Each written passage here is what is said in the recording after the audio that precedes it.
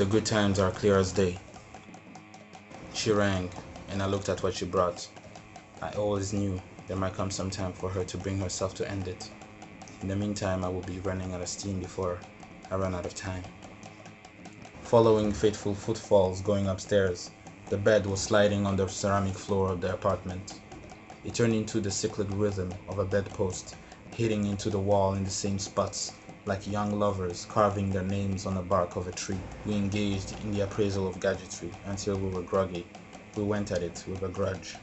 But I won't let you be the judge of fair play in foreplay. Often adorned with lazuli, she was gorgeous, and she permeated the air with the scent of lilac and nectarine. She was a closed bud of a lotus flower sitting in mud, the unheard echo of a forgotten hollow dud. She was wayward, with a lifeline that was anything but lifelike. She was thirsty for fulfillment from fruitful endeavors. She was ferocious and voracious.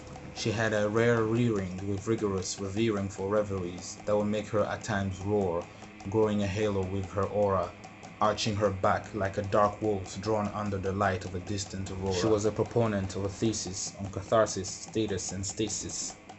We clicked quickly, and fatally we fell for one another. It was more than a fling. Our fateful encounter happened when I was but 15.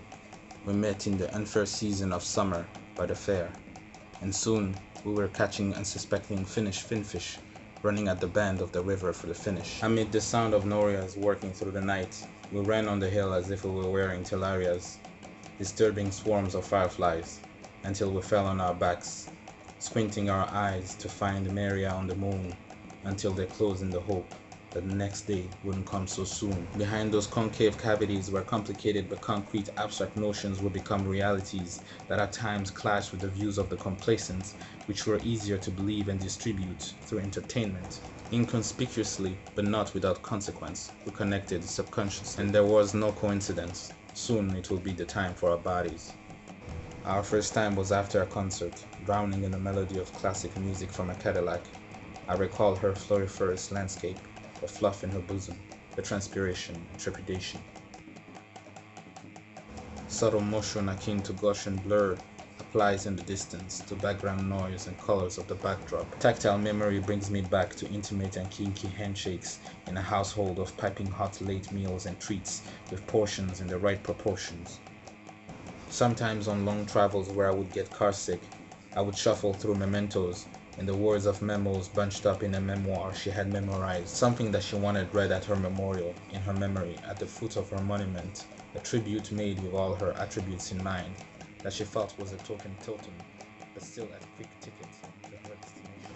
We became distant in the gulf of an instant. Out of nowhere she concluded that love was but an unbreachable catch-all of try-catch contraption that could contradict itself through conviction and was always in direct conflict with conventions. A trap for suckers that hoped she knew better because she did better and engaged with her in casuistic exchange. It was already comical that a chemical would become cosmic simply because we didn't grasp it, even if we found ourselves prisoners of its wirework and the titillation in our heads from stardust fireworks.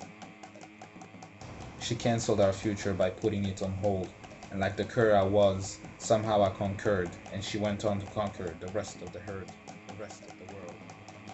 Later I learned that it was because there was blood in the water of the river, and there, at the edge of the cataract, was brooding a catastrophe. Around that time, many others left, bamboozled by the babbling bulbs colored by the bloodbath that soaked the land, where were stolen bullets, dirty bombs and mines, bought and brought thanks to bribes, and a hotbed for conflicts, untamed regions showing on maps as a tessellated patchwork of calico cat colors, suiting barren wastelands and thanatos. Although misnamed in the last moment, she went ahead with her misnomer. That was her chance for the life of another. It was a cinch. Thanks to mnemonic techniques, she metamorphed, mimicking her new image. She was a copycat who had conveniently overheard the covenant, convincingly and elegantly enunciated.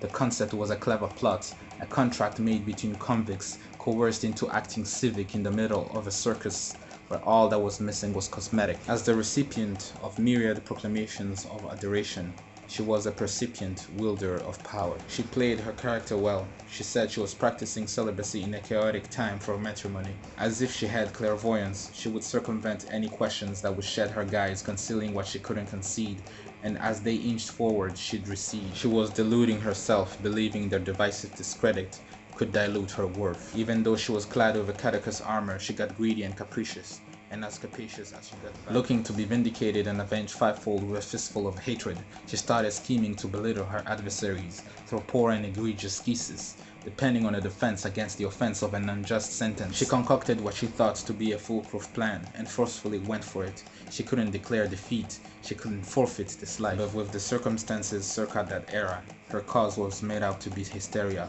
and a paper popular to paupers made up the populace, that she saw as traitors and opponents for whom she felt disdain.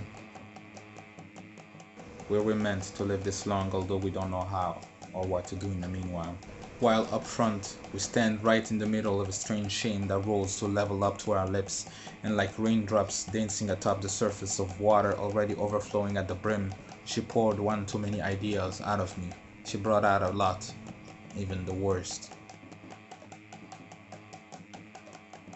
Though missing analogies from our dialogues in a secret dialect, I write this elegy before I write any eulogy, an aporia in the depiction of a utopia stated in the euphoria of nostalgia. And as with the tradition of transition and transformations, trials and tribulations come together with halted permanence and constance in a transaction of transmigrations. Meaning gets lost in translation, words get lost in transmission and transcription, so now I use titration to describe uncharted territory, transpositions of transducers in the synergy of different energies, unholy but unworldly transfigurations, and trisection through truncation and transgressions created through transcendence. I could blame it on my proclivity for protracted pedantry, but I wrote about her longer than we were together, longer than we knew each other, because at some point we lived within forever.